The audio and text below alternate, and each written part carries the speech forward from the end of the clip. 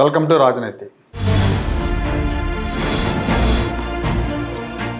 కూటమి ప్రభుత్వం ఏర్పాటైన తర్వాత కొంతమంది అధికారుల నియామకాల మీద తీవ్రమైన విమర్శలు వచ్చినాయి. ఐఏఎస్ అధికారులు, ఐపీఎస్ అధికారులు లేదా ఇంకా ముఖ్యమైన ప్రాధాన్యత కలిగిన పోస్టుల్లో కొంతమంది నియామకాల మీద విమర్శలు వచ్చినాయి. ఎందుకు వచ్చినాయి అంటే వైసీపీ హయాంలో వాళ్ళు ఓవర్ యాక్షన్ చేశారు, జగన్మోహన్ రెడ్డి తొత్తులుగా పనిచేశారు, అలాంటి వాళ్ళకి మళ్ళీ ఇప్పుడు ప్రామినెంట్ పోస్టులు ఇచ్చారని విమర్శలు వచ్చినాయి. కొన్నిటిని ప్రభుత్వం సరిదిద్దుకుంది, కొన్ని నడుస్తూ ఉన్నాయి, అలా నడుస్తూ ఉన్నాయి. కాకపోతే ఈ విమర్శలు ఇంకా వస్తూనే ఉన్నాయి. స్టార్టింగ్లో ఉన్నంత తీవ్రంగా లేవు కానీ బట్ కొనసాగుతూనే ఉన్నాయి. చాలా చోట్ల ఏమవుతుందంటే ఈ అధికారుల గత చరిత్ర తెలుసుకోకుండా ఎమ్మెల్యేలు, ఎంపీలు లెటర్లు ఇచ్చేస్తున్నారు. దీనికి ప్రధానమైన కారణం ఏంటంటే ఒకటి తెలియకపోవటం కావచ్చు, రెండు వాళ్ళు వీళ్ళు కుమ్మక్కై ఉండొచ్చు. కానీ వీటన్నిటి మీద కార్యకర్తలు ఊరుకోవట్లేదు, గొడవ చేస్తున్నారు. సోషల్ మీడియాలో కూడా విమర్శలు వస్తున్నాయి. చాలామంది అంటే వైసీపీ హయాంలో ఇబ్బందులకు గురైన అధికారులు అయితే వాళ్ళు ఏం చెప్తున్నారు, నిజంగా మీ మీడియా, సోషల్ మీడియా లేకపోతే మాకు అసలు ఈపాటి న్యాయం కూడా జరిగి ఉండేది కాదేమో, ఎందుకంటే అక్కడ వాళ్ళే ఇక్కడ వాళ్ళే అన్నట్టుగా వాళ్ళు చాలా పైరవీలు చేసుకుంటా ఉన్నారు, నాయకులు కూడా సహకరిస్తున్నారు అని చెప్తా ఉన్నారు. ఇప్పుడు నేను చెప్పబోయే విషయం ఏంటంటే 2-3 రోజులుగా రెడ్ బుక్ రాంబాబుకి బాపట్లలో పోస్టింగ్ అని ఒకటి నడుస్తూ ఉంది. రాంబాబు అని ఒక సిఐ ఉన్నాడు, ఆయనకి బాపట్ల టౌన్ సిఐగా పోస్టింగ్ ఇచ్చారు. మరి రాంబాబు గారి గత చరిత్ర గురించి బాపట్ల శాసనసభ్యుడు ఆయన నరేంద్ర వర్మ గారికి తెలుసో తెలియదో, లేకపోతే తెలిసి ఆయన లెటర్ ఇచ్చాడా, లేదా ఈయన సిఫార్సు చేసిన నాయకుడు ఎవరో ఆయనకు తెలియదా అని అనుమానాలు వస్తున్నాయి. రాంబాబు 5 ఏళ్ళు వైసీపీ కార్యకర్తలాగా పనిచేశాడు. ఈయన అరాచకాలు చాలా ఉన్నాయి. ప్రశాంతంగా పాదయాత్ర చేస్తున్న, తిరుపతికి పాదయాత్ర చేస్తున్న అమరావతి రైతుల మీద అకారణంగా లాఠీ చార్జ్ చేశారు. విచక్షణారహితంగా వాళ్ళని కొట్టాడు ఆయన. ఏం లేదు, కారణం ఏం లేదు, వాళ్ళ పాటికి వాళ్ళు నడుచుకుంటూ వెళ్తూ ఉంటే విరచకపడ్డాడు, లాఠీతోటి కొట్టేశాడు. పైగా వాళ్ళ మీద కేసులు పెట్టారు. కావాలంటే చూడండి, నేను చూపిస్తాను.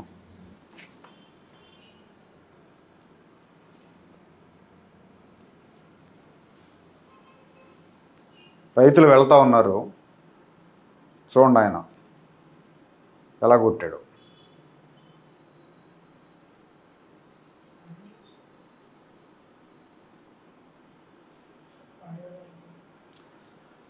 అంటే ఏం కారణం లేకుండా కొట్టేశాడు. కొట్టేసి ఉన్నతాధికారులు, వైసీపీ నాయకుల మెప్పు పొందామని ఆయన ఆలోచన.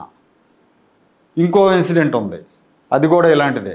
సర్వేపల్లి కాన్స్టిట్యున్సీలో సోమిరెడ్డి చంద్రమోహన్ రెడ్డి గారు, తెలుగుదేశం పార్టీ సీనియర్ నాయకుడు, అక్కడ అప్పటి మంత్రి కాకాని గోవర్ధన్ రెడ్డి అక్రమంగా మైనింగ్ చేస్తుంటే ఆ మైనింగ్ చేసే దగ్గర సోమిరెడ్డి గారు ఆందోళన చేశారు. నైట్ నిద్రపోతూ ఉంటే ఆయన చాలా దారుణంగా లాక్కెళ్ళిపోయాడు. అది కూడా చూపిస్తాను చూడండి. నిరాహార దీక్ష శిబిరంలో ఆయన పడుకొని ఉంటే ఇదే రాంబాబు అప్పుడు పొదలకూరు సిఐగా ఉన్నట్టున్నారు, ఎలాంటి హెచ్చరికలు లేకుండా నైట్ వచ్చి లాక్కెళ్ళిపోయాడు.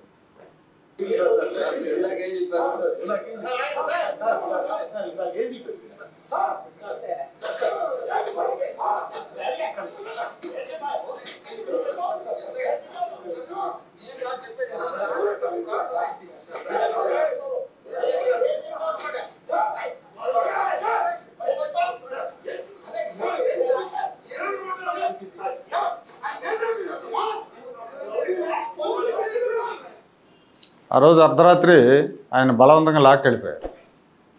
తర్వాత ఈయన చీరాల్లో చేసేటప్పుడు ఇసుక మాఫియాతో సంబంధాలు ఉన్నాయని ఆరోపణలు ఉన్నాయి. సో అలాంటి రాంబాబుని బాపట్ల టౌన్ సిఐగా పోస్టింగ్ ఇచ్చారు. దాని మీద విమర్శలు వస్తూ ఉన్నాయి.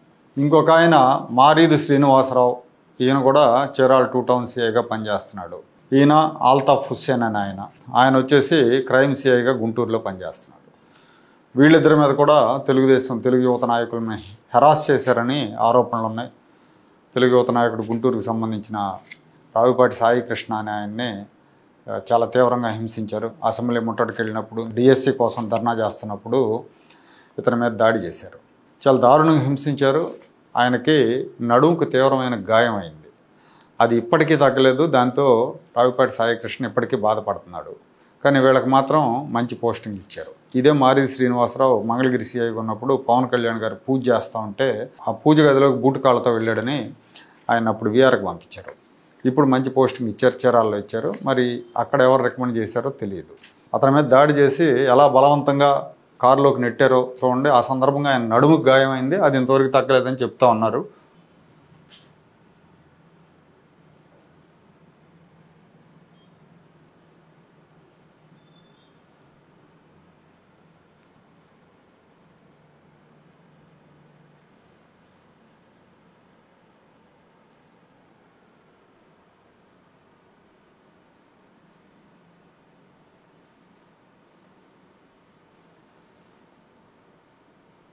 ఇంకొక ఆయన ఉన్నాడు, ఆయన మొన్నటిదాకా పామర్లో ఎస్ఐగా పనిచేశాడు.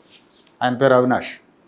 ఆయన వైసీపీ హయాంలో కూడా అక్కడ ఎస్ఐగా పనిచేశారు. దాదాపు 3-4 ఏళ్ళు అక్కడే పనిచేశారు పామర్ స్టేషన్లో. ఈయన కృష్ణా జిల్లా ఎస్పీగా జాషువా అని ఒక ఆయన పనిచేశారు, మీకు ఐడియా ఉండే ఉంటుంది. వైఎస్ఆర్సీపీ కార్యకర్తలాగా పనిచేశాడు ఆయన కూడా.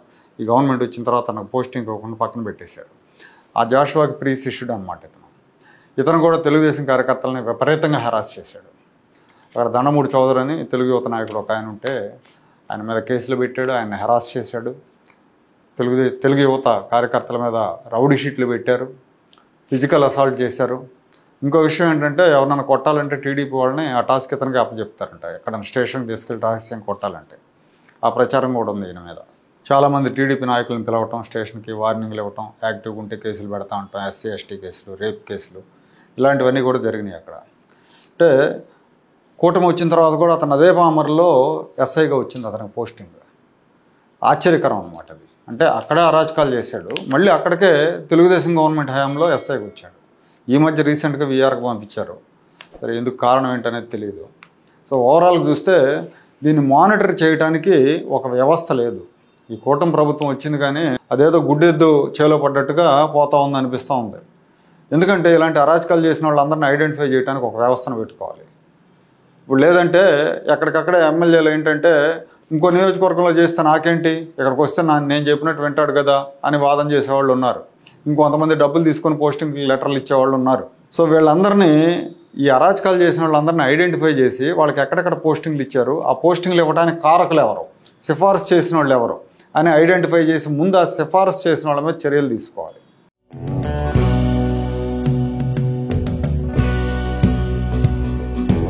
Like, share and subscribe to Rajaniti channel.